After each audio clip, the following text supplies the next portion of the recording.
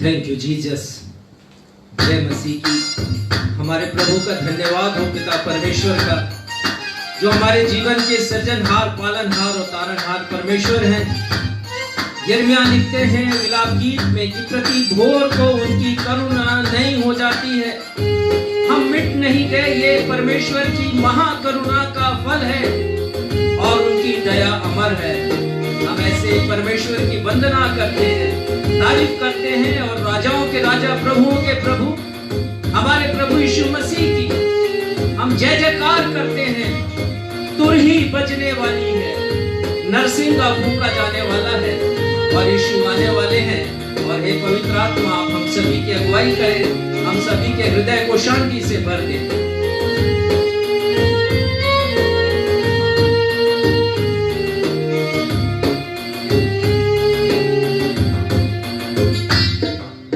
आखिरी नरसिंगा फूंका जाने वाला है, आखिरी नरसिंगा फूंका जाने वाला है।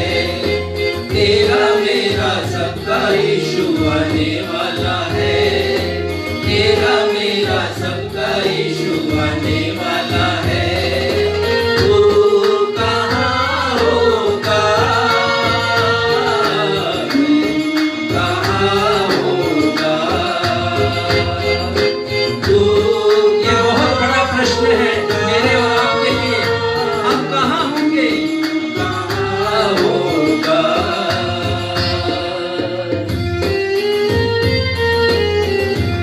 जब यीशु आएंगे तो हमारा पद, हमारा पैसा, हमारी प्रतिष्ठा कुछ भी काम आने वाला नहीं है प्यारों, और इसलिए हम तैयार रहें।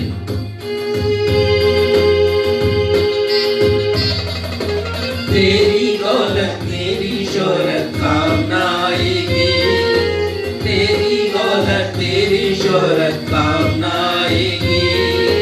ये सब चीजें प्यारे तेरे साथ न जाएंगी, ये सब चीजें प्यारे तेरे साथ न जाएंगी। सब चीजों का अंत जल्दी होने वाला है, हाँ सब चीजों का अंत जल्दी होने वाला है। तू कहाँ होगा, तू कहाँ होगा? आज हम सोच लें कि हम कहाँ पर हैं, हमारी स्थिति क्या है, हमारी आत्मिक स्थिति।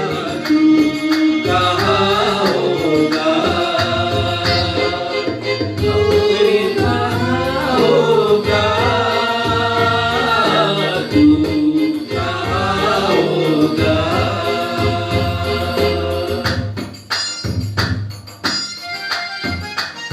नवजीवन इवेंटिकल चर्च की 39वीं ऑनलाइन आराधना में मैं क्षितिज मसीह आप सभी दर्शकों का हार्दिक स्वागत करता हूं, जो हमारे साथ इस ऑनलाइन आराधना में जुड़े हुए हैं, और उनका भी स्वागत करता हूं जो पहली बार इस ऑनलाइन आराधना के माध्यम से प्रभु परमेश्वर को महिमा देने के लिए हमारे साथ आगे जुड़ेंगे। आप सबों को मैं अपने मुक्तिदाता, उद्धारकर्ता प्रभु यीशु मसीह के अतुलनीय नाम में शालोम, यीशु सहाय, प्रेज द लॉर्ड और जय मसीह की कहता हूं। जय मसीह की।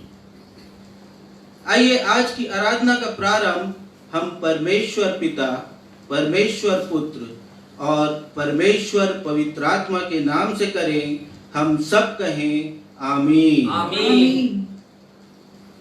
ऐसा कहा जाता है, यदि मनुष्य कुछ हासिल करने के लिए एक लक्ष्य बनाए परंतु अपनी मंजिल तक नहीं पहुंच पाए, या केवल गिनती के कुछ कदमों से अपने लक्ष्य को हासिल करने से चूक जाए, तो उस मनुष्य के लिए इससे ज्यादा हताशा की बात और कोई नहीं, या इससे बड़ा उसका दुर्भाग्य और कोई नहीं।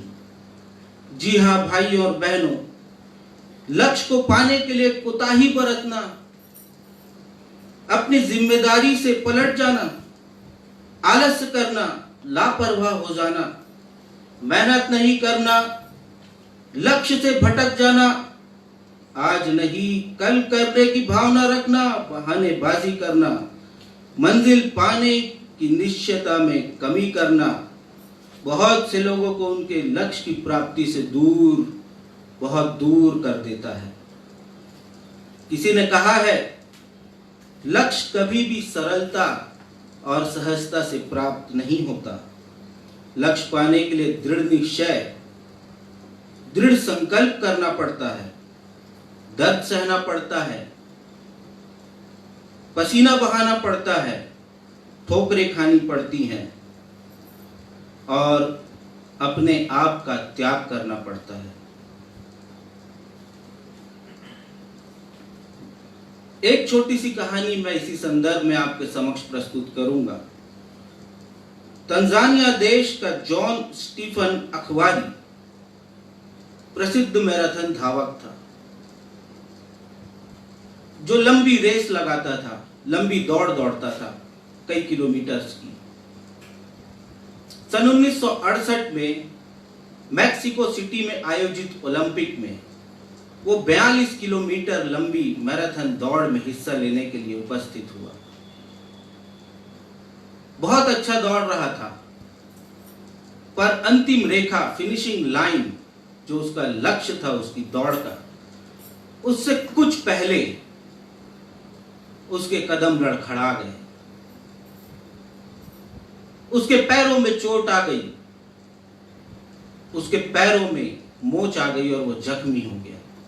यही नहीं, उसका कंधा भी चोटग्रस्त हो गया।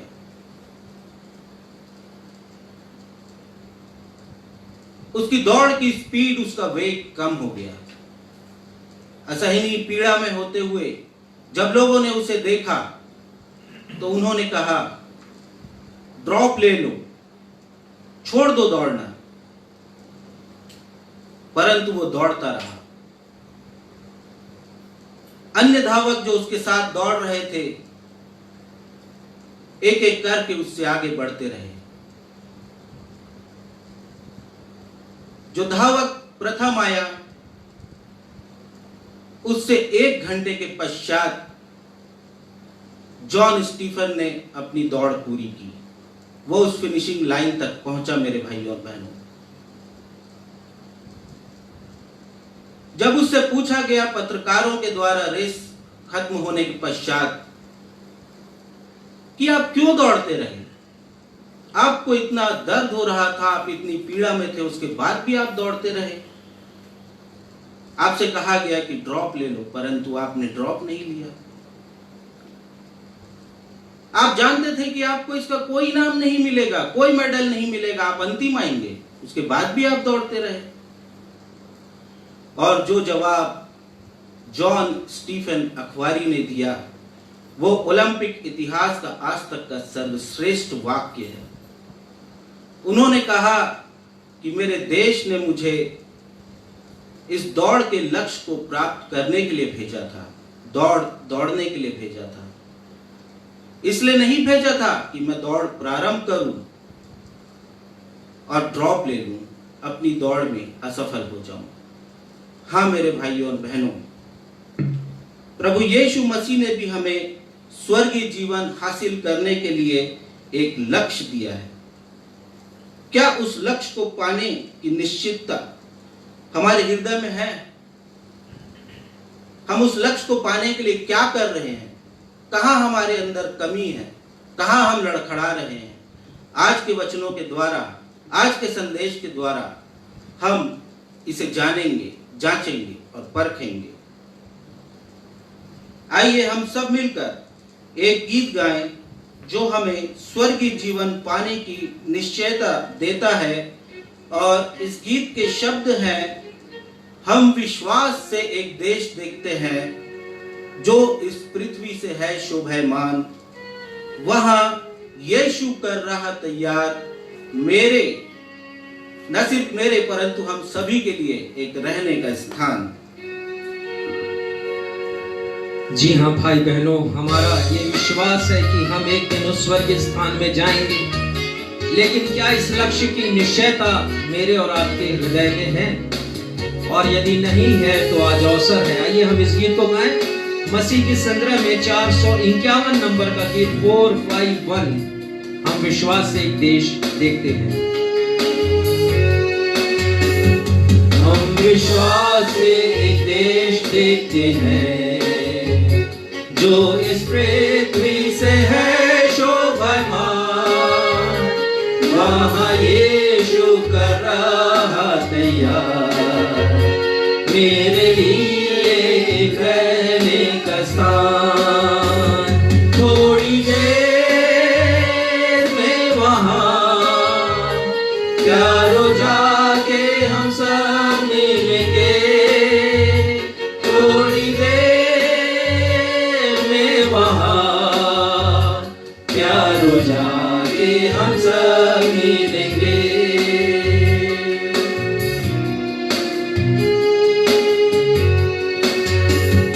अपने काम से विश्राम करेंगे, शोक क्लेश और सब दुखों के दूर। Thank you Jesus. भजन सुंदर मनोहर वहाँ, तब हम गाएंगे हर से भरपूर।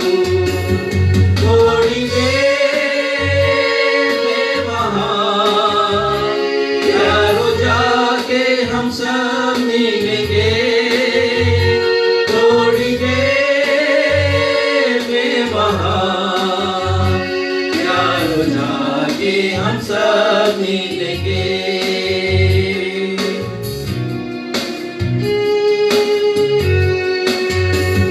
प्रेम और आशीष अनुग्रह संपूर्ण यह है पिता का अद्भुत वरदान।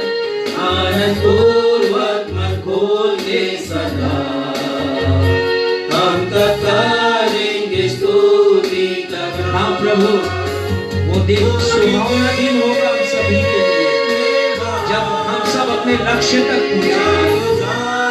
हम सब मिलेंगे। थोड़ी देर में वहाँ प्यारो जाके हम सब मिलेंगे। प्यारो जाके हम सब मिलेंगे। प्यारो जाके हम सब मिलेंगे।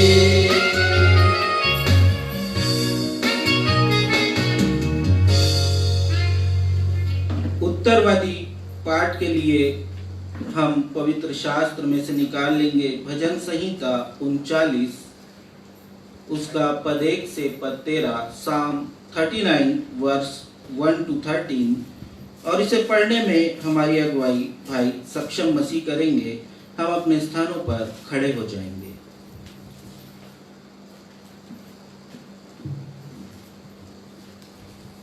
आप सबों को हमें शिफा देने वाले खुदावंद यीशु मसीह के नाम में सलाम। सलाम। हम खुदावंद के कलाम से, पुराने नियम से हम निकाल लेंगे भजन संहिता जबूर, उसका अध्याय 39 और पहली आयत से 11वीं आयत तक हम इसे पढ़ लेंगे। और जैसा माफ करेंगे, पहली आयत से 13वीं आयत तक, यानी इस पूरे अध्याय को हम, जैसा कि दस्तूर रहा है, इसे उत्तरवादी की रीति से हम पढ़ेंगे। भजन संहिता अध्याय 39। मैंने कहा, मैं अपनी चाल चलन में चौकसी करूंगा ताकि मेरी जीभ से पाप ना हो। जब तक दुष्ट मेरे सामने हैं तब तक मैं लगाम लगाए अपना मुंह बंद किए रहूंगा। मैं मौन धारण कर गूंगा बन गया और भलाई की ओर से भी चुप्पी साधे रहा और मेरी पीड़ा बढ़ गई। मेरा हृदय अंदर ही अंदर जल रहा था, सोचते सोचते आग भड़क उठी। तब मैं अपनी जीभ से बोल उठा, हे यहोवा, ऐसा कर कि मेरा अंत मुझे मालूम हो जाए और यह भी कि मेरी आयु के दिन कितने हैं, जिससे मैं जान लूं कि मैं कैसा अनित्य हूँ। देख, तूने मेरी आयु बलिष्ठ भर की रखी है, और मेरी अवस्था तेरी दृष्टि में कुछ है ही नहीं। सचमुच सब मनुष्य कैसे भी स्थिर क्यों न हो, तो भी वे व्यर्थ ठहरे हैं। सचमुच मनुष्य छाया सा चलता फिरता है, सचमुच वे व्यर्थ घबराते हैं। वह धन का संचय तो करता है, परंतु नहीं जानता कि उसे कौन लेगा। अब हे प्रभु, मैं किस बात की बाट जोहूं? मेरी आशा तो तेरी ओर लगी है। मुझे मेरे सब अपराधों के बंधन से छुड़ा ले, मूढ़ मेरी निंदा नहीं करने पाए। मैं गूंगा बन गया और मुंह न खोला, क्योंकि यह काम तू ही ने किया है। तूने जो विपत्ति मुझ पर डाली है, उसे मुझसे दूर कर दे, क्योंकि मैं तो तेरे हाथ की मार से भस्म हुआ जाता हूँ। जब तू मनुष्य को अधर्म के कारण डांट डपट कर ताड़ना देता है, तब तू उसकी सुंदरता को पतंगे के समान नष्ट करता है। सचमुच सब मनुष्य वृथाभिमान करते हैं। हे यहोवा, मेरी प्रार्थना सुन और मेरी दुहाई पर कान लगा। मेरा रोना सुनकर शांत न रह, क्योंकि मैं तेरे संग एक परदेशी यात्री के समान रहता हूँ और अपने सब पुरखाओं के समान परदेशी हूँ। अंतिम आयत हम सब साथ में मिलकर पढ़ लेंगे। इससे पहले कि मैं यहाँ से चला जाऊं और न रह जाऊं, मुझे बचा ले, जिससे मैं प्रतिदिन जीवन प्राप्त करूं। यह खुदावंत का जीवित और सच्चा कलाम है। खुदावंत इस कलाम के पढ़े जाने, सुने जाने और समझे जाने पे अपनी रूहानी आशीष बरकत हमें प्रदान करें। हम सब कहें आमीन। आमीन।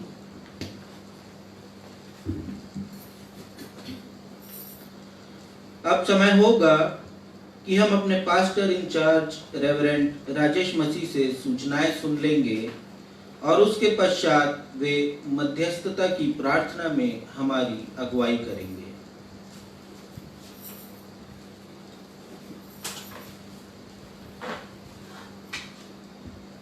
आप सबों को जय मसीह की। जय मसीह। क्षमा चाहते हैं कि आज हमने आराधना 5 मिनट विलंब से प्रारंभ की है और अनुरोध है कि आप इसे अन्यथा ना लें।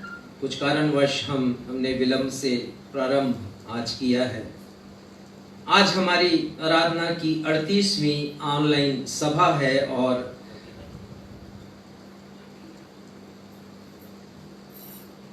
क्षमा करेंगे 39वीं ऑनलाइन सभा है और इस सभा में मैं आप सभी का तहे दिल से स्वागत करता हूं।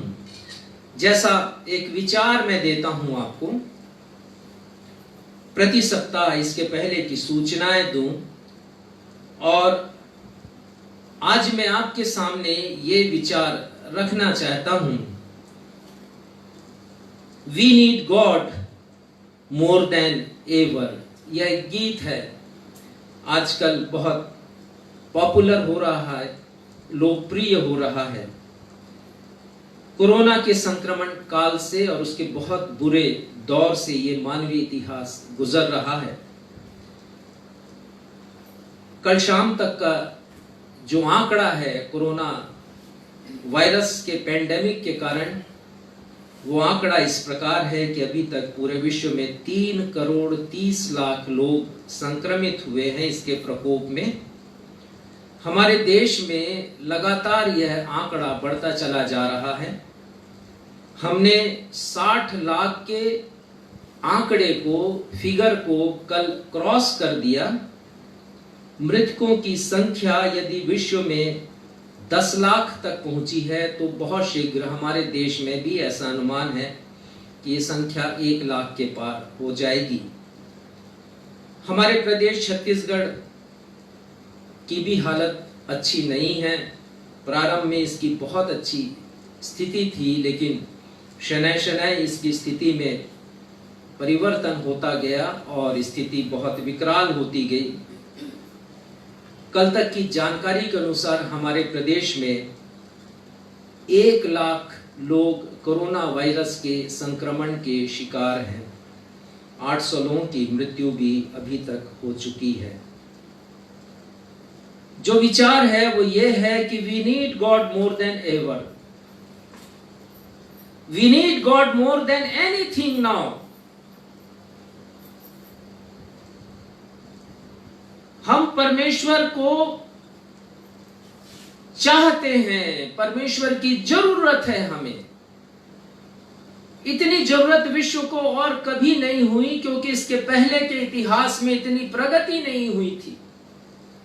लेकिन तमाम वैज्ञानिक उपलब्धियों, मेडिकल साइंस की उपलब्धियों के बावजूद कोरोना का संक्रमण इतना विकराल होगा और इतना लंबा जाएगा, किसी ने कल्पना भी नहीं की थी। और हम अभी भी नहीं सोच सकते हैं कि ये कब तक रहेगा। निश्चित काल के लिए हमारी कलीसियाएं भी बंद हैं। We need Bible more than ever. आज हमें परमेश्वर के वचन की जरूरत है। We need prayerful life more than ever. एक प्रार्थना में जीवन की जरूरत है इस संक्रमण काल से जब हम गुजर रहे हैं। We need family altar more than ever. पारिवारिक प्रार्थना सभा, पारिवारिक फेलोशिप परमेश्वर पिता के साथ बहुत जरूरत है, सख्त जरूरत है इसकी। किसी ने कहा है, family that praise together stage together. परिवार के लोग जब मिलकर प्रार्थना करते हैं तो परिवार में भी स्थायित्व आता है। परमेश्वर की उपस्थिति के द्वारा शांति, सुख और चैन, आराम आता है। इसलिए इस बात की हमें सख्त जरूरत है। यदि आपके परिवार में सब कोई बैठ करके दुआ प्रार्थना नहीं कर रहे हैं तो प्रारंभ कर दीजिए। It is never too late. कभी भी विलंब इतना नहीं होता। यदि हम प्रारंभ करें तो समझिए कि सवेरा आज हुआ है आपके परिवार में, और इसे निगलेक्ट नहीं करें, नजरअंदाज नहीं करें। जरूरत है इस बात की। जब हम साथ बैठ के खाना खा सकते हैं, साथ बैठ के टीवी देख सकते हैं, साथ बैठ के घर के बहुत से काम हम कर सकते हैं, तो साथ बैठ के दुआ प्रार्थना, गीत गाना और वचन पढ़ना क्यों नहीं कर सकते। यदि आप नहीं कर सकते हैं तो प्रारंभ कीजिए। बाइबल में क्या पढ़ें, दैनिक आत्मिक ऊर्जा व्हाट्सएप में मैं भेजता हूं, उसे पढ़ करके आप पारिवारिक प्रार्थना शुरू करें। और मुझे बहुत प्रसन्नता होगी यदि आप मुझे बाद में लिख करके बताएं कि इस वचन के द्वारा आपको आशीषें मिली और आपके घर में पारिवारिक प्रार्थना प्रारंभ हुई है। परमेश्वर आप सभी को अपनी आशीषों से परिपूर्ण करे। दानियल नबी ने लिखा है 6वें अध्याय के 10वें पद में, आप निकाल लीजिए परमेश्वर के वचन से। ये विचार है जो आज मैं दे रहा हूं। जब दानियल को मालूम हुआ कि उस पत्र पर, किस पत्र पर, राजा दारा ने एक पत्र पर हस्ताक्षर किए थे कि 30 दिन तक उनके राज्य में कोई भी व्यक्ति राजा दारा को छोड़ और किसी की उपासना आराधना नहीं करेगा, और यदि उसने किया और राजा के नियम का उल्लंघन किया तो भूखे शेरों की मांद में डाला जाएगा।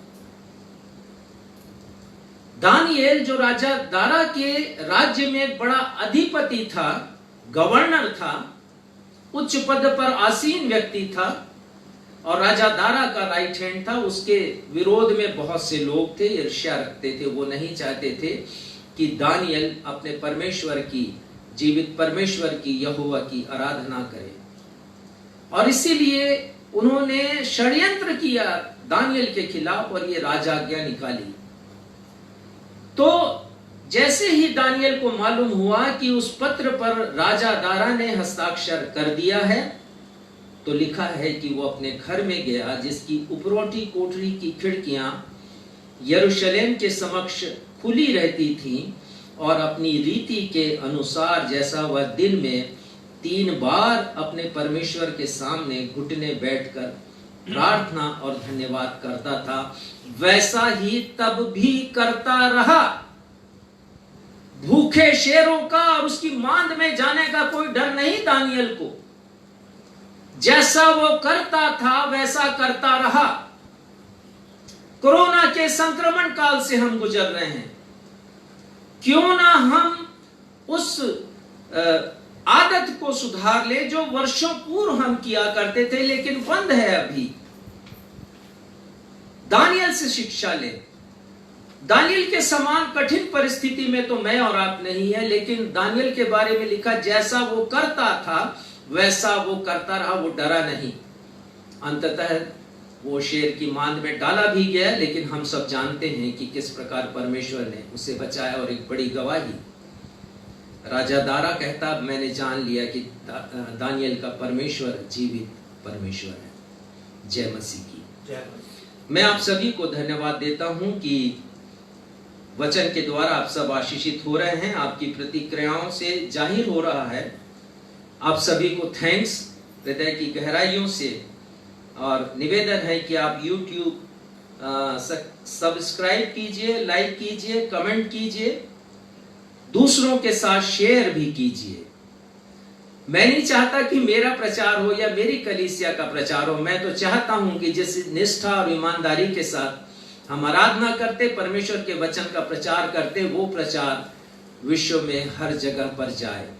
मैं ये चाहता हूं परमेश्वर का नाम ऊंचा बढ़े, भले हम घट जाएं, भले हम नीचे हों, परमेश्वर हमेशा ऊंचाई पर रहे, ये हमारा लक्ष्य है। कलीसिया को उसकी विभिन्न सेवकाई के लिए क्वारंटाइन प्रेयर ग्रुप ने भेंट राशि प्रेषित की है। हम धन्यवाद देते हैं, ये धन्यवाद का विषय है। और क्वारंटाइन प्रेयर ग्रुप के समस्त परिवारों को मैं हृदय से अपनी कलीसिया की ओर से धन्यवाद देता हूं। क्वारंटाइन प्रेयर ग्रुप एक समूह है जो महाराष्ट्र और मध्य प्रदेश के कुछ परिवारों ने आपस में मिलकर बनाया है, और प्रति बुधवार को और रविवार को संध्या 7 साढ़े 7 बजे मैं उनकी बाइबल स्टडी लेता हूं, और इसके द्वारा परमेश्वर उनमें से बहुतों को अपनी आशीषों से परिपूर्ण कर रहे हैं। उनकी दी गई भेंट के लिए उन्हें हृदय से धन्यवाद। भाई सुरेश हंटर एवं उनके परिवार की ओर से हमारे कोसीर स्थित निःशुल्क जन स्वास्थ्य चिकित्सा केंद्र के लिए ऑक्सीजन का स्तर देखने के लिए, हमारे बॉडी में ऑक्सीजन का स्तर कितना है ये देखने के लिए एक ऑक्सीमीटर भेंट स्वरूप दिया गया है। परमेश्वर उनके परिवार को अपनी आशीषों से परिपूर्ण करे, और ये हमारे लिए आवश्यक था, विशेषकर कोरोना के संक्रमण काल में, कि हम ग्रामीण लोगों के शरीर में ऑक्सीजन का स्तर देख सकते हैं। और साथ ही उन्होंने एक मोबाइल उपयोगी दशा में और 3 मोबाइल रिपेयरेबल दशा में भेंट स्वरूप दिया है हमारे पास्टर्स लोगों के लिए। प्रभु उन्हें और उनके परिवार को आशीषों से परिपूर्ण करे। लेकिन अभी भी हमें 2 और मोबाइल, स्मार्ट मोबाइल की आवश्यकता है। यदि आपके पास भले रिपेयरेबल कंडीशन में हो, सुधारे जाने लायक स्थिति में हो, तो आप हमें दे दें ताकि हम अपने पास्टर्स को दें और वो हमसे लगातार जुड़े रहे। कुछ प्रेयर रिक्वेस्ट है और कुछ नहीं, बहुत प्रेयर रिक्वेस्ट है। जब प्रार्थनाओं का उत्तर मिलता है तो प्रार्थना निवेदन भी आते हैं, और मैं सबको शीघ्रता के साथ पढ़ूंगा और निवेदन के साथ आपके समक्ष रखूंगा परमेश्वर के सिंहासन के सामने, ताकि परमेश्वर पिता अपनी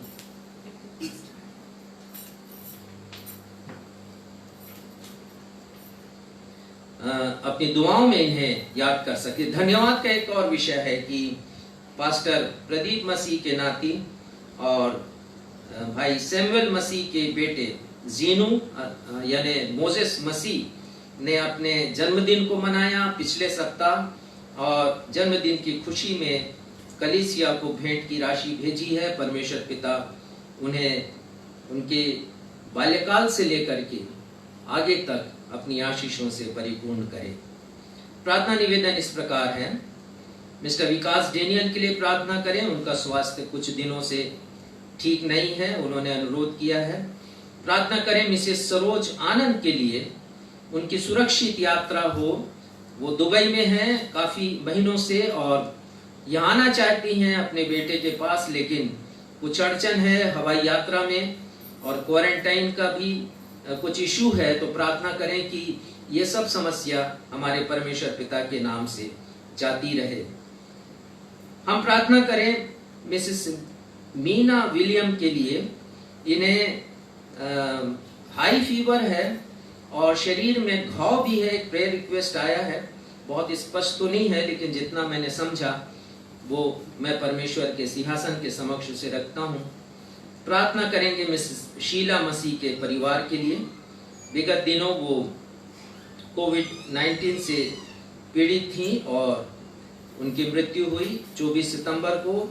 हम उनकी बेटी सपना और उनके पूरे परिवार के लिए प्रार्थना करते हैं कि परमेश्वर अपनी असीम शांति उस परिवार को प्रदान करे।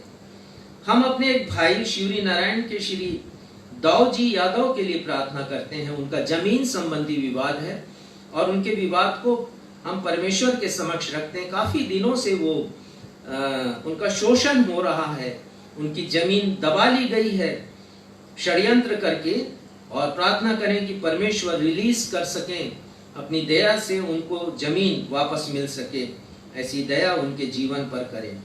पास्टर सुनील गायकवाड़ मुंबई में हैं और ये लगातार अनुरोध कर रहे हैं इनकी मिनिस्ट्री के लिए प्रार्थना करें और इस समय बहुत संकट के काल से गुजर रहे हैं। परमेश्वर इन्हें डिलीवरेंस दे, छुटकारा दे परमेश्वर पिता, और उन्हें फिर से स्थापित करने में मदद करे। हम क्वारंटाइन प्रेयर ग्रुप के प्रार्थना करें जवान बेटे सौरभ दुबे के लिए। मेरी उनसे मुलाकात, ये बेंगलोर में हैं और हैं यूपी के, और इन्होंने प्रभु यीशु मसीह को ग्रहण किया है। मेरी इनसे मुलाकात क्वारंटाइन प्रेयर ग्रुप में हुई और इन्होंने अनुरोध किया है कि इनके परिवार के दूसरे जन भी प्रभु यीशु मसीह को जान सकें। इनके बड़े पापा को तकलीफ है, लीवर की समस्या है, उन्हें चंगाई मिल सके, ऐसा उन्होंने अनुरोध किया है। प्रार्थना करें मिस्टर रामा मुदलियार के लिए जो क्वारंटाइन प्रेयर ग्रुप से हैं, और वो उनकी पत्नी सुजाता और बेटी आशी, ये तीनों कोविड पॉजिटिव पाए गए हैं। परमेश्वर पिता इनके साथ हों और इन्हें निरोगी बनाएं और इनको इनके विश्वास में स्थिर करें। प्रार्थना करें हम भाई रूपम पॉल के लिए। ये बंगाली हैं, बेंगलोर में रहते हैं और इन्हें शारीरिक तकलीफ है, पाइल्स की तकलीफ है। परमेश्वर पिता इन्हें चंगाई दे। प्रार्थना करें पास्टर ग्लैडविन बेंजामिन के लिए और उनकी मिनिस्ट्री के लिए। हम प्रार्थना करते हैं भाई मुकेश के लिए और भाई रामविलास के लिए, जो कि ग्रामीण क्षेत्रों में रहते हैं और दोनों को मानसिक समस्या है। और अब जैसा मैंने पहले भी आपको बताया कि हमारे ग्रामीण क्षेत्र में बहुत से लोग मानसिक तकलीफों से होकर के गुजर रहे हैं, मेंटल प्रॉब्लम है, मेंटल सिकनेस है। परमेश्वर पिता इन्हें अपनी चंगाई प्रदान करें। प्रार्थना करेंगे मिस्टर एम.एन. मैथ्यूज के लिए और उनकी पत्नी श्रीमती नीरा मैथ्यूज के लिए, जो कोरोना पॉजिटिव हैं और अस्पताल में भर्ती हैं। विशेषकर मिसेस नीरा मैथ्यूज को हम प्रार्थना में याद करें, जो जिन्हें ऑक्सीजन लेवल बहुत कम है शरीर में। परमेश्वर पिता उन्हें चंगाई दें और उन्हें आराम दें और उनके साथ बने रहें। प्रार्थना करेंगे श्वेता आशावान के लिए, चांपा से हैं, और नितिन आशावान के लिए, नितिन आशावान की पत्नी हैं जो कोरोना पॉजिटिव हैं। प्रार्थना करें कि परमेश्वर पिता इन्हें चंगाई दे। ये अस्पताल में तो नहीं है, होम क्वारंटाइन है, इसलिए परमेश्वर पिता इनके साथ हों और ऐसा अनुग्रह करें कि इनका संक्रमण दूसरों को न लग सके। भाई संजय सिंह मेरे भाई हैं, उनका क्रिएटिनिन वैल्यू बढ़ा हुआ है और निवेदन किया गया है कि उन्हें डायलिसिस की जरूरत ना हो। हम प्रार्थना करें परमेश्वर पिता से जो असंभव को संभव बनाते हैं, परिवार की सहायता करें, उनकी बेटियों की, उनकी पत्नी की, परिवार के लोगों की दुआओं को सुने और उन्हें चंगाई दें। हम प्रार्थना करें भाई अशोक अजगले के लिए, ये घर बना रहे हैं लेकिन आर्थिक समस्याएं हैं, बिलाईगढ़ के पास रहते हैं। परमेश्वर पिता इनकी सहायता करें अद्भुत तरीके से ताकि इनका निवास स्थान बन सके। प्रार्थना करें मंशीद कुंडुलना के लिए, इन्होंने निवेदन तो लिखा है लेकिन जो भाषा लिखी मुझे समझ में नहीं आया, पर परमेश्वर जानते हैं, परमेश्वर समझते हैं कि उनके हृदय की पुकार क्या है और परमेश्वर पिता उन्हें चंगाई देंगे। बहन शांति और बहन लक्ष्मी के लिए खांसी और सर्दी से ये दोनों पीड़ित हैं। प्रार्थना करें कि परमेश्वर पिता इन्हें भी चंगाई दे। इन सब का विश्वास परमेश्वर पर है, प्रभु यीशु मसीह की सामर्थ पर है, प्रभु यीशु मसीह की चंगाई की सामर्थ, और इन्होंने निवेदन किया है। तो हम प्रार्थना करते हैं इन सभी के लिए परमेश्वर पिता आप इनकी विनतियों को सुनिए और इन्हें आप चंगाई प्रदान करें। हम सब कहें आमीन, आमीन। प्रार्थना करें भाई राजकुमार कांत के लिए कि परमेश्वर उनके भी साथ हों और उनको जो शारीरिक तकलीफ है उससे वो छुटकारा उन्हें दें। प्रार्थना करें भाई सुरेश हंटर के लिए, वो लगातार बहुत दिनों से बीमार हैं। कल मैंने उनसे बात की है और उन्होंने बताया कि बहुत इम्प्रूवमेंट है, उन्हें चंगाई मिली है। परमेश्वर पिता को हम इस चंगाई के लिए धन्यवाद देते हैं और आगे भी उनका अनुग्रह उनके साथ बना रहे ताकि वे पूर्ण चंगाई प्राप्त करके निष्ठा ईमानदारी के साथ परमेश्वर की सेवा कर सकें। आइए निवेदनों को हम अपने उद्धारकर्ता प्रभु यीशु मसीह के नाम से परमेश्वर के सिंहासन के समक्ष रखें। हमारे पिता, हम बड़े विश्वास से इन सारे निवेदनों को आपके सिंहासन के समक्ष रखते हैं। प्रभु धन्यवाद देते हैं पिता उन विषयों के लिए जिसे अभी हमने पढ़ा, हर एक भेंट के लिए जो हमें दी गई। हम धन्यवाद देते हैं कोरोना पॉजिटिव पाए गए हर एक भाई बहनों के लिए और इस बीमारी से जूझते हर एक लोगों के लिए, विशेषकर मानसिक प्रताड़ना के दौर से गुजरते हुए ऐसे हर एक लोगों के लिए, क्योंकि कोरोना पॉजिटिव यदि रिजल्ट ही आता है तो सामने केवल मृत्यु दिखाई देती है।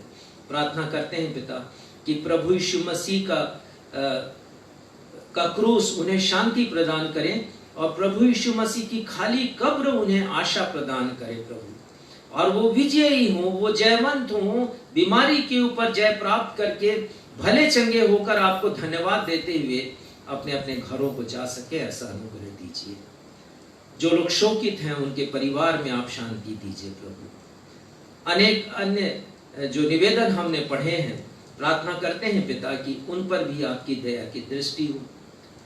जो बीमार हैं उन्हें आप बीमारी से छुटकारा दें, उनके साथ साथ बने रहें। जीनू बेटे के साथ हों, उसने अपना जन्मदिन मनाया, साथ ही जितने भी लोग हमारे अपने जन्म दिवस को मनाया है, विवाह की वर्षगांठ मनाई है, बीमार थे, चंगाई पाई है। प्रार्थना करते हैं पिता इन सभी के ऊपर आपका अनुग्रह बना रहा है।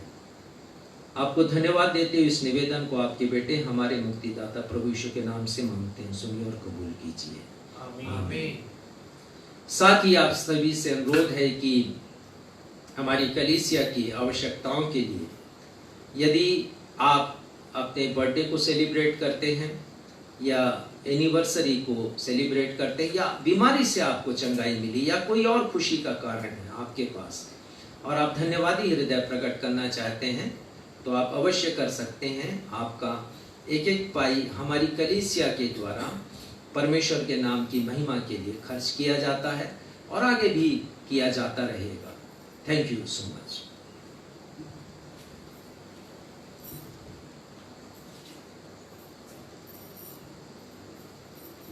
भजन संहिता 119 और उसका 105 पर हमसे कहता है, तेरा वचन मेरे पांव के लिए दीपक और मेरे पथ के लिए उजियाला है,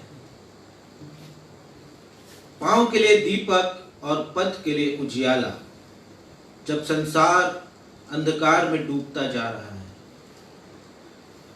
वचन हम पढ़ें, यह हमें सामर्थ देगा।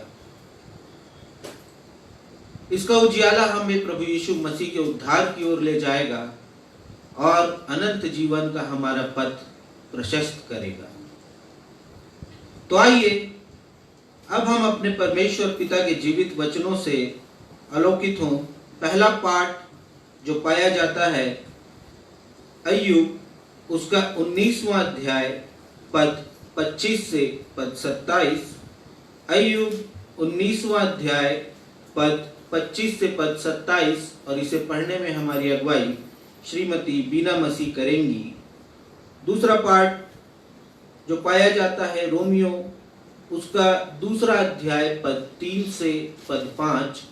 रोमियो 2 अध्याय पद 3 से पद 5, और इसे पढ़ने में हमारी अगुवाई बहन आकांक्षा मसीह करेंगी।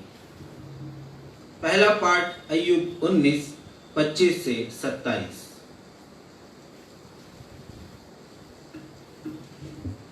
आप सबों को प्रभु यीशु मसीह में जय मसीह की। जय मसीह। आइए हम धर्मशास्त्र से निकाल लेंगे पुराने नियम से अय्यूब की किताब अध्याय 19 पद 25 से 27 तक। यहाँ पर यूँ लिखा है, मुझे तो निश्चय है कि मेरा छुड़ाने वाला जीवित है और वह अंत में पृथ्वी पर खड़ा होगा। मैं अपनी खाल के इस प्रकार नष्ट हो जाने के बाद भी मैं शरीर में होकर परमेश्वर का दर्शन पाऊंगा। उसका दर्शन मैं आप अपनी आंखों से अपने लिए करूंगा और कोई दूसरा नहीं। यद्यपि मेरा हृदय अंदर ही अंदर चूर चूर भी हो जाए। यह परमेश्वर का जीवित और सच्चा वचन है। परमेश्वर पिता हम सबों को इसके पढ़े एवं सुने जाने पर आशीष प्रदान करें। हम सब कहें आमीन। आमीन।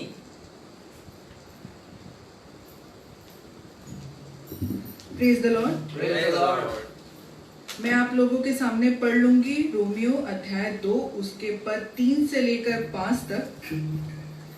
हे मनुष्य, तू जो ऐसे ऐसे काम करने वालों पर दोष लगाता है और आप वे ही काम करता है, क्या यह समझता है कि तू परमेश्वर की दंड की आज्ञा से बच जाएगा? क्या तू उसकी कृपा और सहनशीलता और धीरज रूपी धन को तुच्छ जानता है? क्या यह नहीं समझता कि परमेश्वर की कृपा तुझे मन फिराव को सिखाती है, पर तू अपनी कठोरता और हठीले मन के कारण उसके क्रोध के दिन के लिए, जिसमें परमेश्वर का सच्चा न्याय प्रकट होगा, अपने लिए क्रोध कमा रहा है। वचन के पढ़े और सुने जाने पर आशीष दे। हम सब कहें आमीन। आमीन।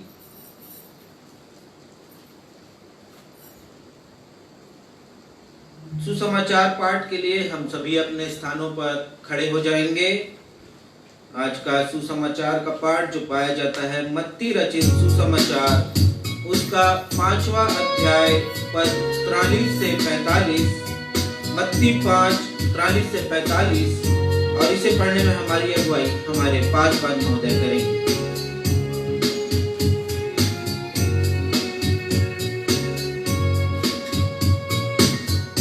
वचननु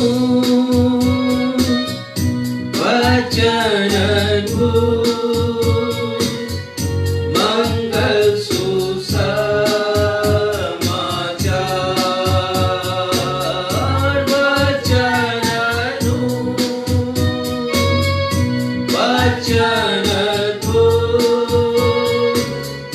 मंगल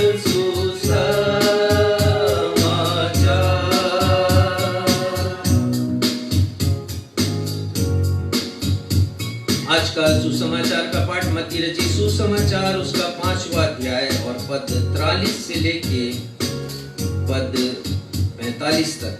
और यहाँ इस प्रकार लिखा है, तुम सुन चुके हो कि कहा गया था, कि अपने पड़ोसी से प्रेम रखना और अपने बैरी से बैर, परंतु मैं तुमसे यह कहता हूं कि अपने बैरियों से प्रेम रखो और अपने सताने वालों के लिए प्रार्थना करो, जिससे तुम अपने स्वर्गीय पिता की संतान ठहरोगे, क्योंकि वह भलों और बुरों दोनों पर अपना सूर्य उदय करता है और धर्मियों और अधर्मियों दोनों पर मेह बरसाता है।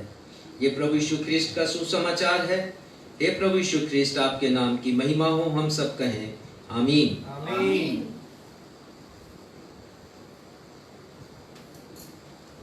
यह समय है हम अपनी अपनी भेंटों को प्रभु परमेश्वर के सामने अर्पित करें। इस समय आप धन्यवादी रूपी विशेष भेंटों को भी अर्पित कर सकते हैं।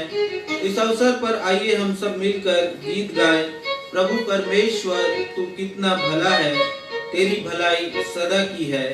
मेरा दिल तुझे धन्यवाद के साथ, मेरा प्राण तेरी स्तुति करता।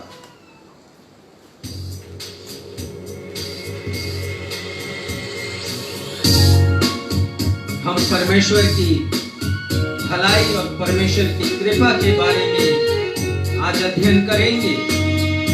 दाऊद के वचन के अनुसार निश्चय परमेश्वर की भलाई और करुणा जीवन भर मेरे साथ साथ रहेगी।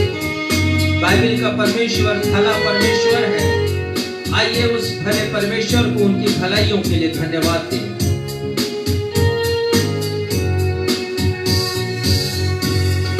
प्रभु परमेश्वर, तू कितना भला है, तेरी भलाई सदा की है। प्रभु परमेश्वर, तू कितना भला है, तेरी भलाई सदा की है। मेरा दिल तुझे धन्यवाद के साथ,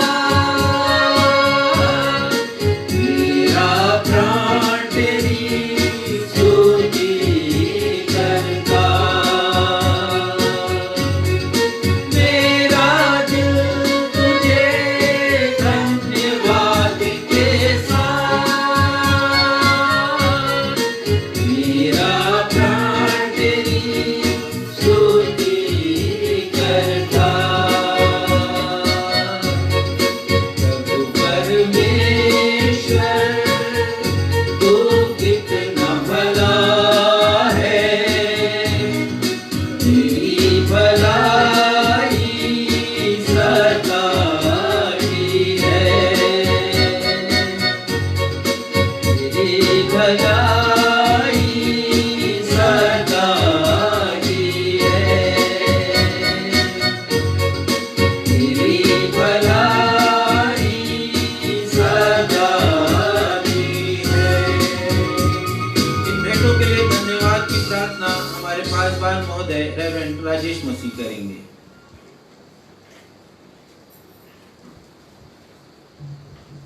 आइए हम सब प्रार्थना में जाएं। हे हमारे पिता, हमारे जीवनों के स्वामी, हमारे जीवन के आधार, हमारे जीवन के सृजनहार, पालनहार और तारणहार प्रभु, धन्यवाद देते हैं प्रभु आपको हृदय की गहराइयों से जीवन के लिए, जीवन की हर एक भरपूरी के लिए, आपकी भलाई के लिए, आपकी करुणा के लिए। दाऊद कहते हैं, निश्चय भलाई और करुणा जीवन भर मेरे साथ साथ बनी रहेगी। हाँ प्रभु, हमारे प्रथम सांस से, जिसे हम माता के गर्भ में लेते हैं, उस सांस से लेकर के हमारे अंतिम सांस तक आपकी भलाई हमारे जीवन में है। और केवल इतना ही नहीं प्रभु, इस पृथ्वी पर जब हम अंतिम सांस लेते हैं तो पहला सांस हम आपके साथ लेते हैं प्रभु। आपके नाम की जय हो, क्योंकि दाऊद कहते हैं कि मैं सर्वदा परमेश्वर के धाम में वास करूंगा। हाँ प्रभु, हमारा लक्ष्य है यही, आपके पास पहुँचे, स्वर्ग में पहुँचे, आपकी समीपी में रहें प्रभु। इस लक्ष्य को प्राप्ति करने में आप हमारी सहायता दीजिए, सहायता कीजिए प्रभु। वो निश्चयता हमारे हृदय में बन सके कि हाँ, एक दिन जैसा दाऊद कहता है, मैं भी परमेश्वर के साथ साथ रहूँगा। एक दिन, 2 दिन, 1 साल, 2 साल के लिए नहीं, सर्वदा, हमेशा के लिए। धन्यवाद देते हैं पिता, जिन्होंने अपने हाथ को आगे बढ़ाया, अपने हृदय को खोला और आपके स्वर्गीय राज के विस्तार के लिए अपनी भेंटें दी हैं।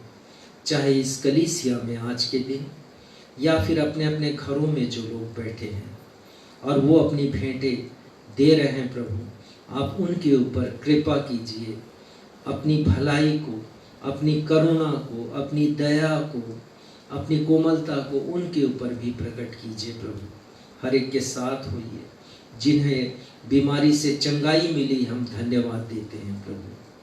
खासकर इस संक्रमण काल में हम जिन्होंने अपने जीवन की वर्षगांठ मनाई है या विवाह की वर्षगांठ मनाई है प्रभु, प्रार्थना करते ऐसे हर एक लोगों पर आपकी अनुकंपा हो, आपकी मेहरबानियाँ हो प्रभु, और वे आपके एहसानों को कभी भूले नहीं। धन्यवाद देते हुए अपनी इस प्रार्थना को आपके बेटे हमारे मुक्तिदाता प्रभु यीशु के नाम से मांगते हैं, सुनिए और कबूल कीजिए। आमीन।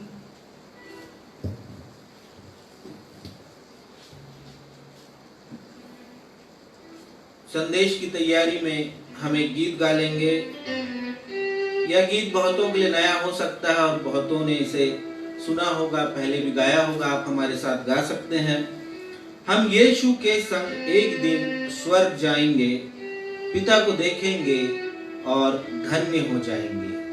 आइए हम सब मिलकर इस गीत को गाएं और अपने विश्वास को और भी मजबूत करें कि हम निश्चय ही एक दिन स्वर्ग जाएंगे।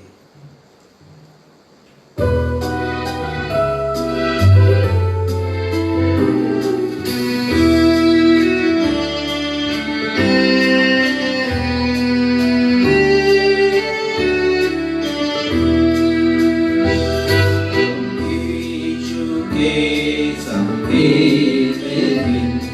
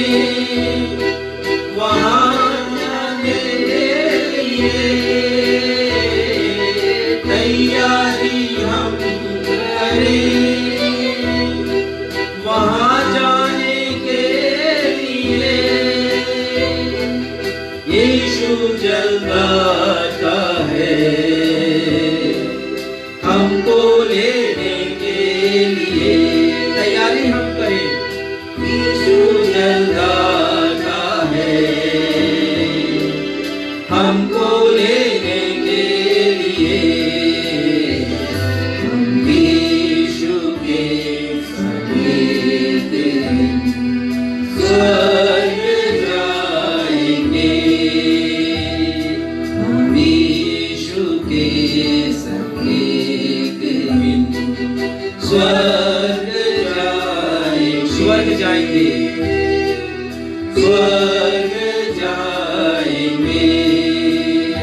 प्रभु स्वर्ग जाएंगे। यही निश्चय है हमारा।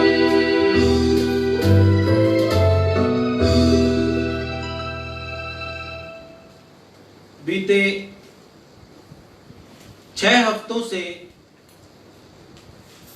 हम इस बात पर मंथन कर रहे हैं कि मनुष्य के जीवन की जरूरी बुनियादी जरूरतें क्या क्या हैं। बीते 6 हफ्तों में हमने बहुत कुछ देखा, सीखा और समझा है। आज हम जिस जरूरत के बारे में सुनेंगे, समझेंगे, वो है स्वर्गीय जीवन पाने हेतु मनुष्य के हृदय में निश्चयता की कमी। कैसे हम इस कमी को दूर करें?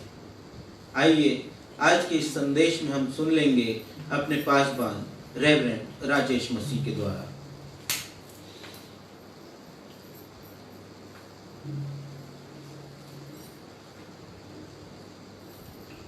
धन्यवाद क्षितिज। लेकिन एक आपने भूल करी, जैसे एक भूल मैंने की। हम पिछले 7 रविवारों से, 6 नहीं 7 रविवारों से, क्योंकि संतोष के ऊपर हमने 2 रविवार अध्ययन किया है। 7 रविवारों से भजन संहिता 23 पर हम अध्ययन कर रहे हैं और हम देख रहे हैं कि मनुष्य के जीवन में वास्तविक, असली, सच्ची, रियल, एक्चुअल, जेन्युइन बुनियादी जरूरतें, बेसिक नीड्स क्या क्या हैं। वे बुनियादी जरूरतें जिनके विषय में राजा दाऊद कहते हैं कि मुझे कुछ घटी नहीं होगी। मैंने अपनी घड़ी निकाल ली है, सामने रखा है मैंने, लेकिन मैं देख रहा हूं कि पहले ही काफी समय जा चुका है।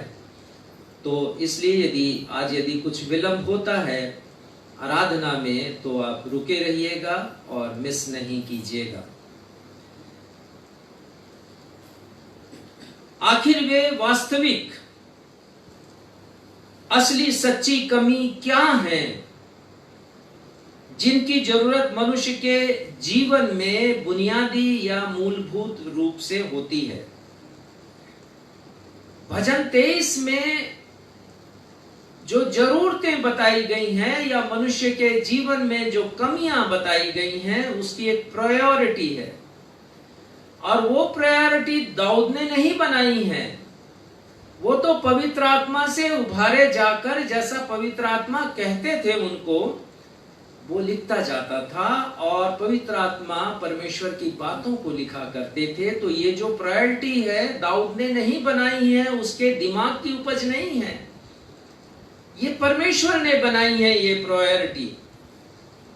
और वो प्रायोरिटी मनुष्य के जीवन की प्राथमिकताओं को बतलाती है, जरूरत के विषय में, और ये बतलाती है कि वास्तव में इसकी घटी है, मनुष्य के जीवन में कमी है जिसे परमेश्वर पूरा करना चाहते हैं। और हमने अभी तक देख लिया है 6 जरूरतों के बारे में।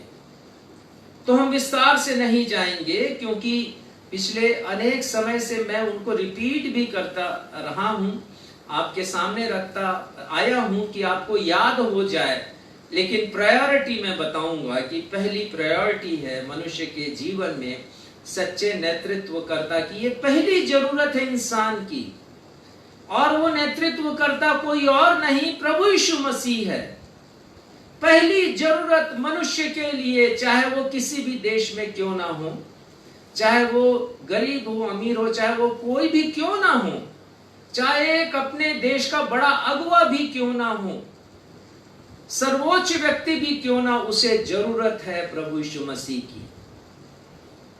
क्योंकि प्रभु यीशु मसीह ही दुनिया के विप्लव को, दुनिया के केओस को वो मिटा सकते हैं, हर एक संघर्ष के ऊपर विराम दे सकते हैं, हर एक सोए हुए मन को जगा सकते हैं, पीड़ा को दूर कर सकते हैं और भय को मिटा सकते हैं। ये प्रभु यीशु मसीह है। एक बार एक लड़की, एक बेटी अपने पिता के पास आई और उसके पास पिक्चर पजल था एक, वो एक पिक्चर था पूरे विश्व का जो कि पीसेस में कटा हुआ था। उसे कुछ तो कहते हैं, उसका एक विशेष नाम होता है, लेकिन शायद आप समझ रहे होंगे कि मैं क्या कहना चाह रहा हूं। और वो संसार का नक्शा था और वो हार्डवुड पे बना हुआ था। तो वो पापा के पास लेके आई, पापा से बोली, पापा इसको फिक्स कर दो, संसार को फिक्स कर दो। तो उसके पापा कोशिश करने लगे, लेकिन जहां इंडिया था वहां अमेरिका लगा दिया, जहां पर लगाना चाहिए था रूस वहां पाकिस्तान लगा दिया, और भिन्न भिन्न देशों को अलग अलग जगह जब लगाया तो नक्शा बन ही नहीं पाया। और जब नक्शा नहीं बन पाया तो उसकी बेटी ने कहा कि पापा मैं बना दूं इसे, मैं बहुत जल्दी बना देती हूं। पापा ने कहा हाँ बना दो बेटा। और कुछ ही देर में बेटी ने पूरे विश्व का नक्शा बना दिया। पापा ने कहा ये कमाल तुमने कैसे किया बेटा?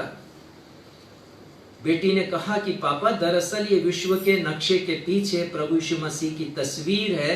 मैंने प्रभु यीशु मसीह को फिक्स किया तो पूरा विश्व भी फिक्स हो गया। जय मसीह की, जय मसीह की। ये है प्रभु यीशु मसीह। नेतृत्वकर्ता की कमी, परमेश्वर का की पहली प्राथमिकता प्रभु यीशु मसीह मेरे और आपकी जिंदगी के लिए। दूसरी प्राथमिकता परमेश्वर के जीवन की मेरे और आपके जीवन के लिए है, वो है सच्चे सुख की कमी, सच्चे सुख की। और वो सुख की कमी को भी प्रभु यीशु मसीह पूरा करते हैं। तीसरी प्रायोरिटी है परमेश्वर के द्वारा जो फिक्स की गई है मेरे आपके जीवन के लिए, कि मेरे और आपके जीवन में सच्चे मित्र की कमी है। और हमने बड़े विस्तार से देख लिया इसके बारे में। और प्रभु यीशु मसीह सच्चे मित्र की जरूरत को पूरा करते हैं। चौथी प्रायोरिटी मेरे और आपके जीवन के लिए जो प्राथमिकता है परमेश्वर की तरफ से, और वो है हमारे जीवन में सच्ची शांति की कमी है। और वो सच्ची शांति परमेश्वर प्रभु यीशु मसीह के द्वारा हमें देते हैं। ये संसार हमें शांति दे सकता है लेकिन सच्ची शांति नहीं देता, ये हमने देखा है।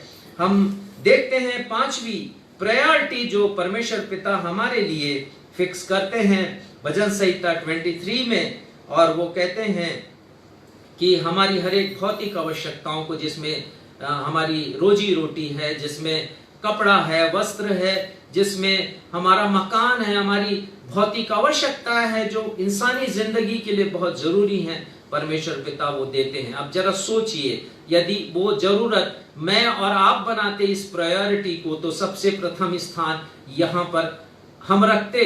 प्रथम स्थान रोटी, कपड़ा और मकान, जैसा कि आम जिंदगी में होता आया है। लेकिन परमेश्वर पिता ने इसे 5वें क्रमांक पर रखा है। और 6वें क्रमांक पर हमने देखा था, क्या देखा था 6वें क्रमांक में? कौन सी बात हमने देखी है 6वें क्रमांक में? आप याद कीजिए। आपने सही कहा, संतोष। मनुष्य के जीवन में संतोष की कमी है, सच्चे संतोष की कमी है। और ये सच्चा संतोष प्रभु यीशु मसीह देते हैं। इस विषय पर हमने 2 रविवार में चर्चा की है।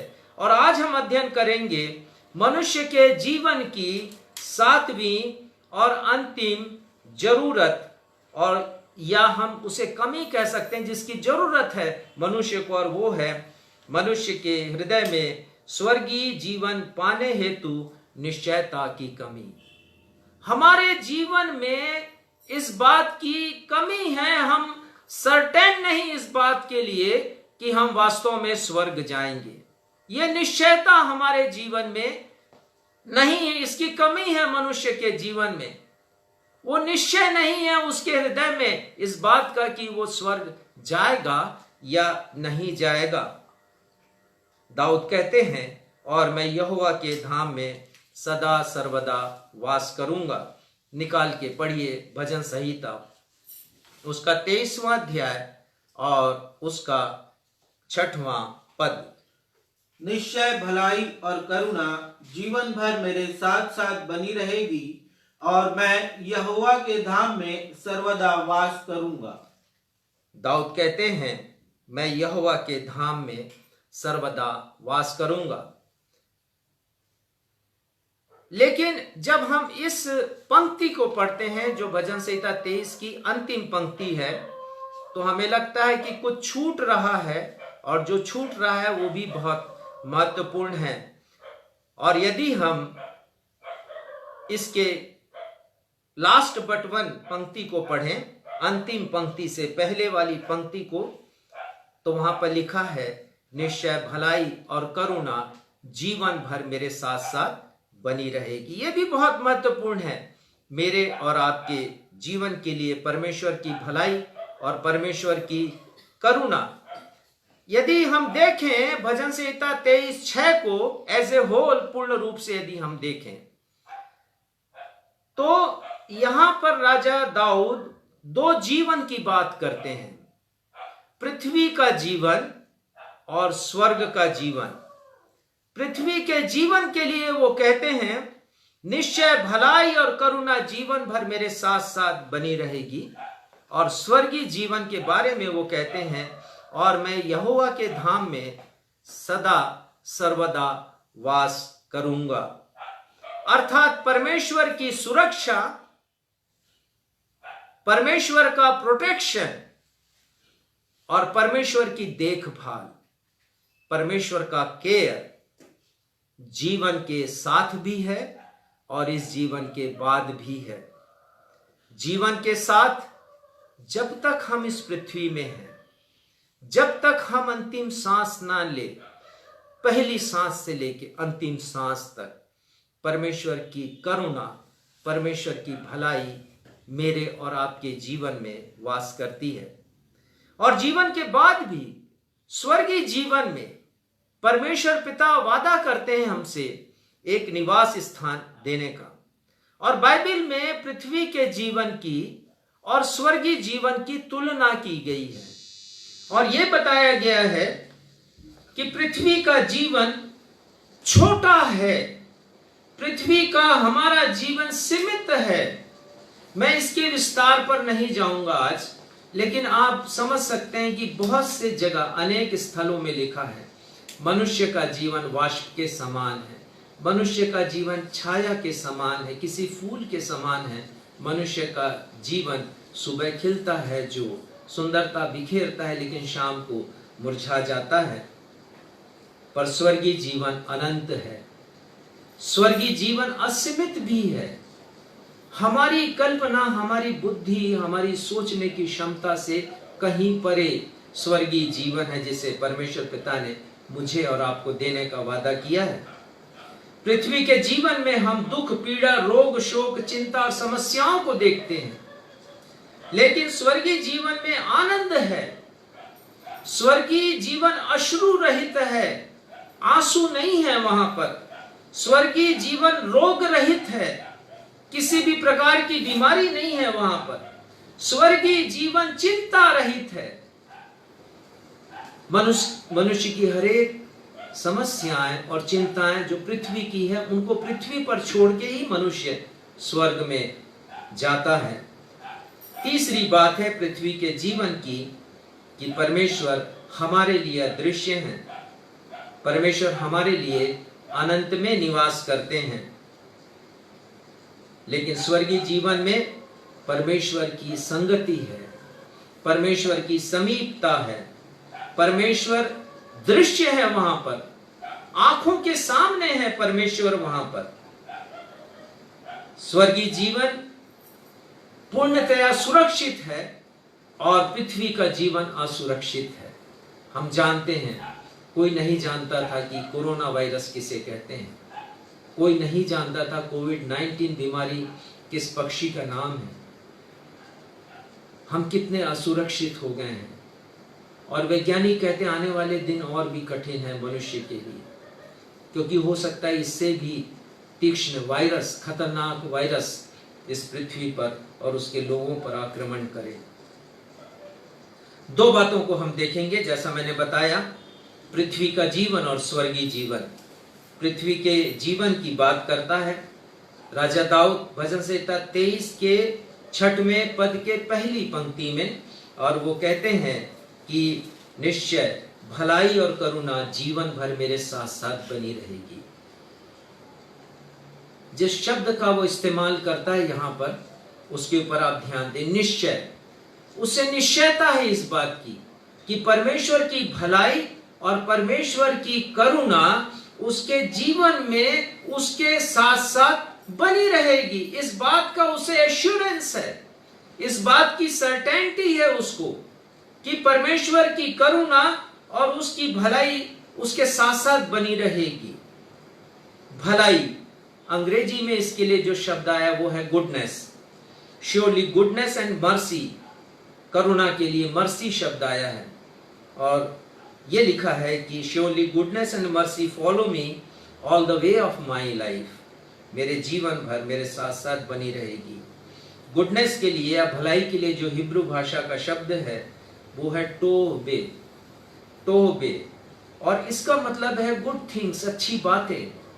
भलाई का मतलब है ब्यूटीफुल थिंग्स, सुंदर बातें, शोभनीय बातें।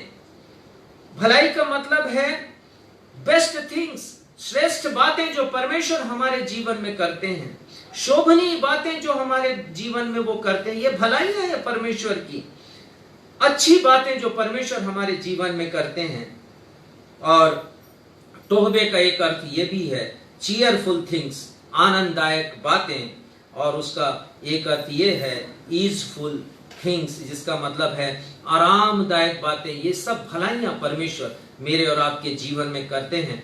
और करुणा के लिए जो हिब्रू भाषा में शब्द है, अंग्रेजी में मर्सी आया लेकिन मूल भाषा हिब्रू है और उसमें आया है खेहसेड, खेहसेड। इसका मतलब होता है लविंग काइंडनेस, प्रेम से परिपूर्ण दया या करुणा। परमेश्वर की करुणा, लविंग काइंडनेस, इसका मतलब है, करुणा का मतलब परमेश्वर की दयालुता, परमेश्वर की मेहरबानी, परमेश्वर की अनुकंपा, परमेश्वर की नेकी जो हमारे जीवन में है। इस शब्द को केवल छोटा नहीं बनाइए, मैं इसकी परिभाषा इसीलिए विस्तार से दे रहा हूं कि आप समझ सकें कि परमेश्वर की भलाई, परमेश्वर की करुणा क्या है, किस किस प्रकार से परमेश्वर मेरी और आपकी सहायता करते हैं। हम तो पढ़ने के लिए पढ़ लेते हैं, इसको रटने के लिए रट लेते हैं बचपन से, लेकिन इसके अर्थ को समझें कि भलाई का वास्तविक अर्थ क्या है। करुणा का अर्थ एक और है, परमेश्वर का एहसान जो मेरे और आपकी जिंदगी में होता है, परमेश्वर का अनुग्रह, परमेश्वर की अति कृपा जो मेरे और आपके जीवन में बरसती है, परमेश्वर का तरस से परिपूर्ण व्यवहार जो मेरे और आपके साथ होता है, मर्सीफुल कंपेशन, परमेश्वर का तरस जो मेरे और आपकी जिंदगी में वो लिखते हैं। और वो लिखते हैं all the way of my life, जीवन भर मेरे साथ साथ बनी रहती है। और दाऊद ने व्याख्या की है इसकी बहुत अच्छी तरह, भजन संहिता 139 में यदि हम देखें 13वें पद में, तो वो लिखते हैं मेरे मन का स्वामी तू है प्रभु, तूने मुझे माता के गर्भ में रचा, और माता के गर्भ में ही बच्चा सांस लेता है। माता के रक्त के द्वारा जो उसके शरीर में पहुंचता है ऑक्सीजन, माता के गर्भ में रखा और लाइफ आता है उसको, वहां पर एक जीवन आता है।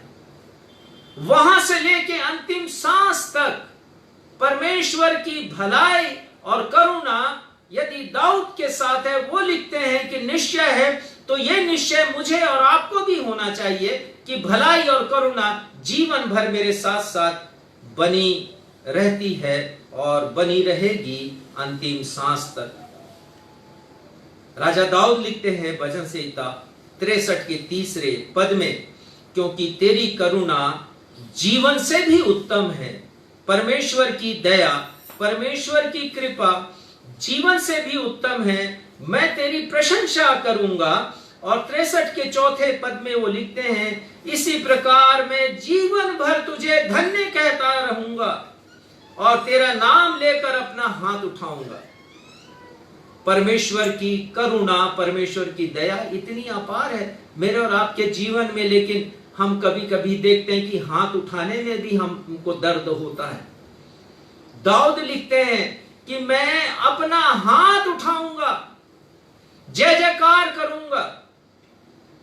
जीवन से उत्तम, मेरे जीवन से भी बेस्ट है करुणा। परमेश्वर की करुणा, परमेश्वर का कंपेशन, परमेश्वर की दया, उनकी मर्सी। यिर्मयाह लिखते हैं विलाप गीत 3:22 में, जिसे मैंने प्रारंभ में कहा कि प्रति भोर को परमेश्वर की करुणा हमारे जीवन में नई हो जाती है। और वो लिखते हैं कि हम मिट नहीं गए, यह यहोवा की महाकरुणा का फल है। और वो लिखते हैं उनकी दया अमर है। हमें कोरस गाते हैं, जीवन से भी उत्तम तेरी करुणा। ये इस कोरस को हम गाएं और स्मरण करें कि परमेश्वर की करुणा और भलाई हमारे जिंदगी में हमारे जीवन से भी उत्तम है। हमारे जीवन का कोई मूल्य उतना नहीं, यदि हम हैं जीवन में तो ये परमेश्वर की दया और परमेश्वर की भलाइयां ही है। जीवन से भी उत्तम तेरी करुणा, जीवन से भी उत्तम तेरी करुणा। वैसे जीवन से भी उत्तम तेरी करुणा, जीवन से भी उत्तम तेरी करुणा। होठों से स्तुति करूंगा सर्वदा, तेरे नाम से मैं हाथ उठाऊंगा, तेरे नाम से मैं हाथ उठाऊंगा प्रभु, तेरे नाम से मैं हाथ उठाऊंगा।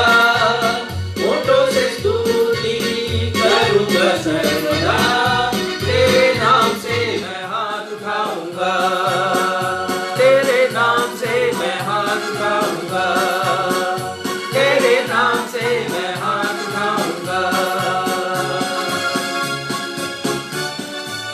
परमेश्वर की करुणा और परमेश्वर की भलाई के बिना मैं और आप कुछ भी नहीं है।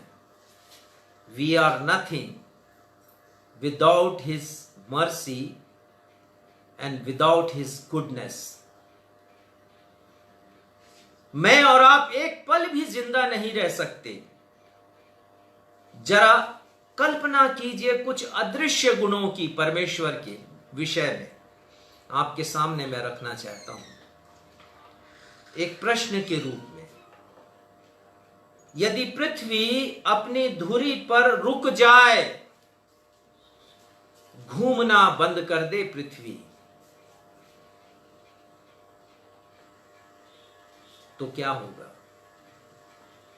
आपको मालूम है पृथ्वी की गति क्या कहते हैं वैज्ञानिक?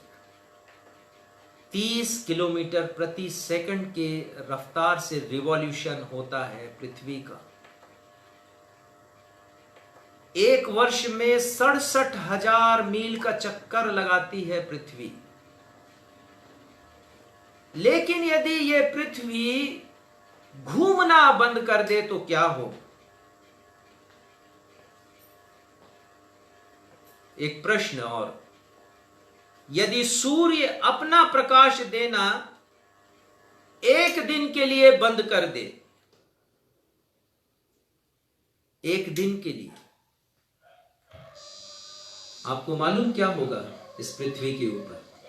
कभी सोचा है आपने? क्या यह परमेश्वर की दया और करुणा नहीं है? यिर्मयाह लिखते हैं प्रति भोर को वो नई हो जाती है। आप आंख लेते हैं, खोलते हैं और पहला सांस लेते हैं, अपने हृदय की धड़कन को महसूस करते हैं, आपको लगता है आप जीवित हैं।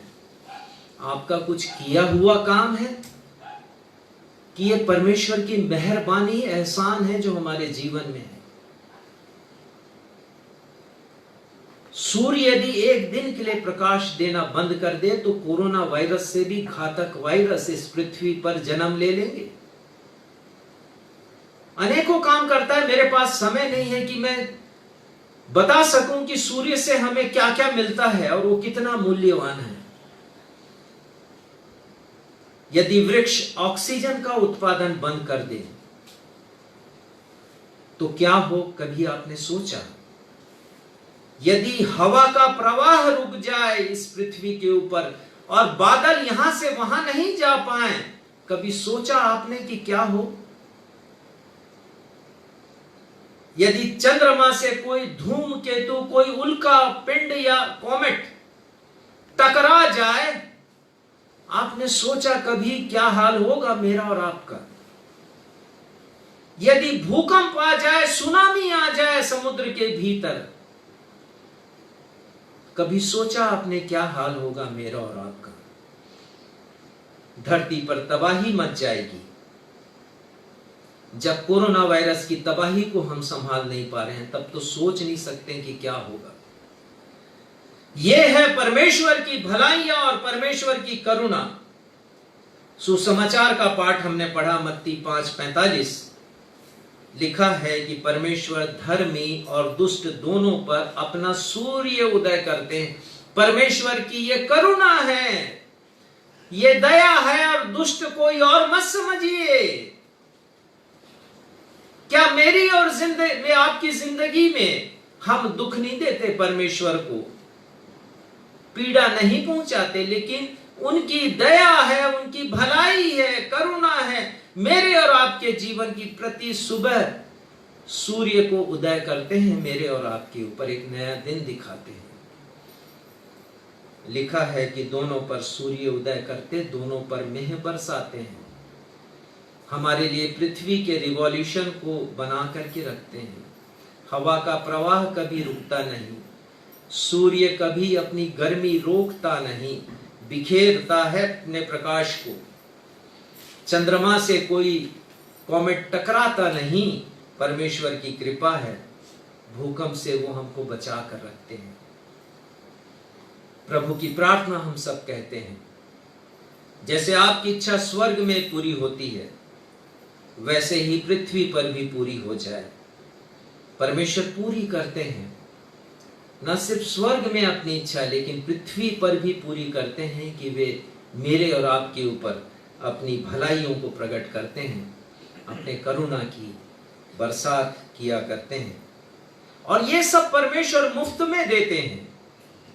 लेकिन किसी ने कहा है कि जब कोई चीज फ्री में मिलती है, मुफ्त में मिलती है, तो ये मनुष्य इतना कृतघ्न मनुष्य है कि वो उसकी वैल्यू नहीं समझता, उसकी कद्र नहीं करता, उसकी कीमत नहीं समझता। वो आज हर कोई जानने लगा है वेंटिलेटर क्या है। आज हर कोई जानने लगा है कि ऑक्सीजन क्या है और उसके प्राण के लिए कितना आवश्यक है ये ऑक्सीजन। मैंने कुछ स्टैटिस्टिक्स निकाले हैं, ऑक्सीजन की कीमत का पता लगाया। मैंने पता किया कि एक दिन में एक मनुष्य 550 लीटर ऑक्सीजन ग्रहण करता है। ये परमेश्वर देते हैं, ये परमेश्वर की भलाई है। 550 लीटर ये कोई कम नहीं है। और यदि इसकी कीमत निकाली जाए तो ये पता चला कि एक वर्ष में मनुष्य 13 लाख रुपए का ऑक्सीजन जो परमेश्वर प्रदत्त है, जो प्रकृति के द्वारा वो मुझे और आपको देते हैं, वो प्राप्त होता है हमें। 13 लाख रुपए का जिंदगी भर यदि हो जाए तो मैं और आप परमेश्वर के एहसानों का, उनकी मेहरबानियों का की कीमत चुका नहीं पाएंगे। फ्री में मिल रहा है तो कोई कद्र नहीं है परमेश्वर की। दाऊद से सीखे हम। भजन संहिता 103:1 में वो कहता है, हे मेरे मन यहोवा को धन्य कर, और जो कुछ मुझ में है वो उसके पवित्र नाम को धन्य कहे। और वो कहता है, हे मेरे मन यहोवा को धन्य कर और उसके किसी उपकार को नहीं भूलना। कभी सोचा हमने कि ये जो प्रकृति के द्वारा उपहार परमेश्वर हमको दे रहे हैं, प्रकृति उन्होंने ही बनाई है, कोई विज्ञान की उपलब्धि नहीं है। ये जो कुछ मुझ में है वो उनके पवित्र नाम को धन्य करें, जय जयकार करें, ब्लेस करें, हम उन्हें हृदय से धन्यवाद दें। हमने जब भेंटें दी तो एक गीत गाया, प्रभु परमेश्वर तू कितना भला है, तेरी भलाइयां सदा की है। याद करें परमेश्वर की भलाइयों को, याद करें परमेश्वर की कृपा को। रोमियो की किताब से भी आज पढ़ा गया एक पाठ, रोमियो 2 उसका 4 पद, क्या आप निकाल के पढ़ सकेंगे? रोमियो 2 उसका 4 पद। क्या तू उसकी कृपा और सहनशीलता और धीरज रूपी धन को तुच्छ जानता है? क्या यह नहीं समझता कि परमेश्वर की कृपा तुझे मन फिराव को सिखाती है? बहुत अच्छी बात यहाँ पर संत पौलुस लिखते हैं, क्या तू उसकी कृपा रूपी धन को तुच्छ जानता है। ये कृपा है परमेश्वर की। ये तो छोटा सा अंश मैंने आपके सामने रखा, परमेश्वर की करुणा, परमेश्वर की भलाई का, परमेश्वर की कृपा का। क्या मैं और आप उसको तुच्छ जानते हैं? वो लिखते हैं, क्या तुझे मन फिराव का अवसर नहीं देती ये कि हम अपने उस जिंदगी से जो पाप की जिंदगी है लौट आए, उसको हम छोड़ दें, अपने मन के विचारों में परिवर्तन करें, एक लक्ष्य बना करके जिए कि हमें धन्यवाद देना है परमेश्वर को उनकी भलाइयों के लिए। और आगे लिखा है, क्या तू नहीं जानता कि उसके क्रोध रूपी धन को कमा रहा है। कुछ इस प्रकार से लिखा है, अपने लिए क्रोध कमा रहा है। एक दिन परमेश्वर का सच्चा न्याय प्रकट होगा और वो कहेंगे, 13 लाख रुपए का ऑक्सीजन मैंने तुझे दिया, तूने मेरा तिरस्कार किया है, तूने मुझे तुच्छ जाना है। लाखों रुपए का मैंने तुझे फ्री में लाइट दिया, सूर्य का रोशनी दी, उसकी गर्मी दी, क्या क्या नहीं दिया तुझे। करोड़ों रुपए का भार है मेरे और आपके ऊपर, अरबों रुपए का। हर एक सांस की एक कीमत है। वो कहते हैं कि परमेश्वर की कृपा को तुच्छ नहीं जानो, क्योंकि एक दिन न्याय तुम्हारा होगा और कहीं तू क्रोध ना कमा ले यदि तू तुच्छ समझेगा। और इसी के 11वें अध्याय के 22वें पद में पढ़िएगा, मेरी सहायता कीजिए। यदि हम परमेश्वर की कृपा को तुच्छ समझेंगे तो परमेश्वर का वचन हमें चेतावनी देता है, हमें वार्निंग देता है। पढ़िए 11:22 में क्या लिखा है। इसलिए परमेश्वर की कृपा और कड़ाई को देख, जो गिर गए उन पर कड़ाई, परंतु तुझ पर कृपा, यदि तू उसमें बना रहे। नहीं, यदि हम बने रहेंगे परमेश्वर में तो हम पर कृपा होगी परमेश्वर की, और यदि हम बने नहीं रहे तो परमेश्वर की कड़ाई होगी। परमेश्वर यदि कृपालु है तो परमेश्वर न्याय प्रिय भी है, और जो न्याय प्रिय होता है वो दोषी को उसके दोष के लिए दंडित जरूर करता है। आगे लिखा है, यदि तू परमेश्वर में नहीं बना रहेगा तो तू भी काट डाला जाएगा। हम काट डाले जाएंगे यदि परमेश्वर की इस भलाई और इस कृपा की वैल्यू नहीं करेंगे तो। उन्होंने हम लोगों के ऊपर दया की है, तुच्छ लोगों के ऊपर दया। तो परमेश्वर की कृपा को तुच्छ ना समझे हम। मैंने पढ़ा नेपोलियन के बारे में। नेपोलियन बोनापार्ट एक बहुत हिम्मती साहसी व्यक्ति था और वो विजेता था। बहुत से देशों के ऊपर उसने विजय प्राप्त की थी। उसने एक सैनिक को मृत्युदंड की आज्ञा दी। सैनिक की कुछ गलती थी और उस सैनिक की मां को पता चला कि उसके पुत्र ने गलती की है और उसे प्राणदंड की आज्ञा मिली है। तो नेपोलियन के दरबार में पहुंची और वो कहने लगी कि मैं आपसे दया की भीख मांगती हूं, मेरे बेटे को मृत्युदंड से आप बचा लीजिए। नेपोलियन कहते हैं कि वो तुम्हारी दया की भीख का पात्र भी नहीं है। उसने एक बार नहीं 2 बार गलती की है, वो नालायक है। उस सैनिक की मां ने फिर जो कहा उससे नेपोलियन का हृदय भी पसीज गया। उस सैनिक की मां ने कहा कि दया तो नालायकों पर ही की जाती है, दया लायक लोगों पर नहीं की जाती, जो अयोग्य होते हैं लोग। ये परमेश्वर की कृपा, परमेश्वर की भलाई मुझ और आप जैसे नालायक लोगों के ऊपर हुई, अयोग्य लोगों के ऊपर हुई है, और हम उसकी कृपा को तुच्छ जानेंगे, क्रोध कमाएंगे हम परमेश्वर का, काट डाले जाएंगे हम। मैं नहीं कह रहा, परमेश्वर का वचन कह रहा है। आज के इस अध्ययन को मैं यहां पर विराम दूंगा। हमने भजन संहिता 23 के 6वें पद के पहली पंक्ति के ऊपर विचार किया है। निश्चय भलाई और करुणा जीवन भर मेरे साथ साथ बनी रहेगी। इसके आगे का हिस्सा हम आने वाले रविवार को हम देखेंगे, उसके ऊपर विचार करेंगे। समय अधिक होने के कारण मैं इसको यहीं पर छोड़ रहा हूं, लेकिन ये जितने भी संदेश हैं अपने आप में परिपूर्ण संदेश हैं, कोई संदेश अधूरा नहीं है।